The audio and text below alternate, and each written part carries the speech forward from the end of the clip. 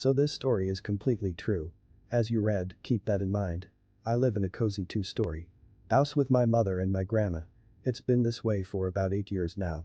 Before this home, we lived in a whole other state in a small apartment that we cannot afford. That's beside from the point, though. Growing up, I've always had horrible nightmares that were mocked by the sights of hallucinations that occurred since a young age. A tall shadow figure, as basic as that. Sounds with no features but long arms and fingers that are long enough to go down your throat right into your stomach. Yes, it was alarming, but I had ways to cope with it. I never told my parents until recently. I finally told a therapist after an incident. Last year, I was having one of the worst nightmares I've had in a long time. My grandmother was long past dead, my dogs were beat to death in front of me, my mother's throat slit and she was bleeding out and all I could do was watch. I was frozen. I couldn't do anything. The figure that has tormented me for years approached me. I looked into its eyes, which had a deep shade of red at first. Though the longer I looked, the more they looked like a gateway straight to hell. I woke up trying to scream, but no sound came out. I stared in front of me as the eyes were still there. The figure hovered over me, pinning me to the bed.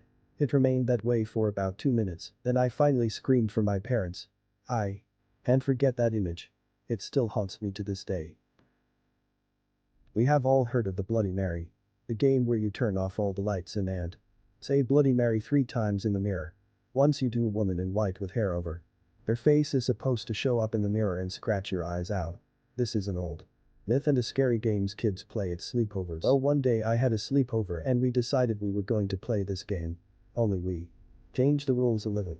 My friend Claire remembered reading something on the internet about how a little girl named Amanda Backer died in her house in front of the mirror in the basement. After she figured this out, Claire decided she was going to do the Bloody Mary challenge, only instead of Bloody Mary we were going to try to get Amanda to appear in her mirror. So, the day before the sleepover she ordered 20 black candles, chalk, and a Ouija board from Amazon so we can hold a seance and summon Amanda to her mirror. Personally, I did not think this was going to work. If a little girl did die in front of the mirror, why would her soul still be in the house?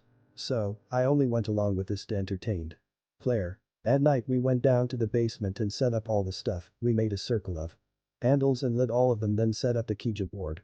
Then Claire stood up and walked over to this large object covered by a sheet.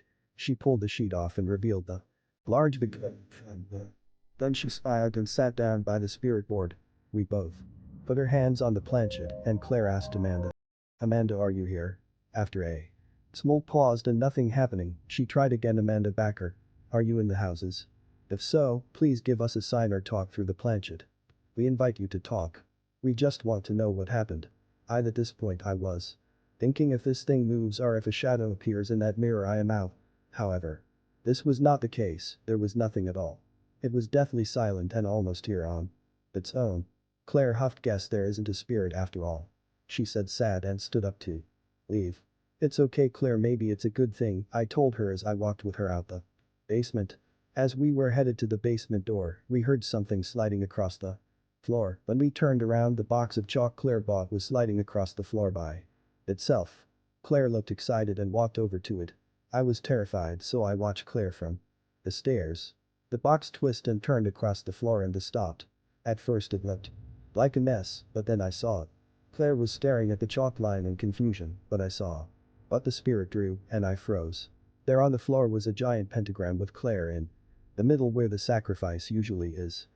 Then the most terrifying thing happened. Right as Claire realized that she was standing in the middle of a pentagram, a little girl in a blue dress and gray skin appeared in the mirror. Claire looked at the mirror cautiously and said, Amanda Backer.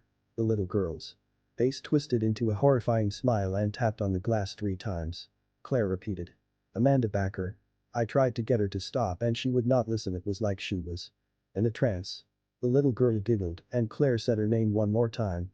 I still remember it so clearly. When Amanda heard her name said the 3rd time, her mouth opened and her tongue shot out of the mirror and snatched both of Claire's eyes straight out her head. Claire's screams in pain shocked me into movement and I ran to get a phone to call 911. When the ambulance got there, Claire had passed out from pain and blood loss. The paramedics got Claire up into the hospital, where she was touch and go for a while.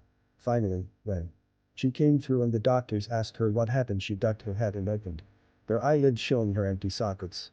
It was the little girl who died in my basement. During the Victorian age.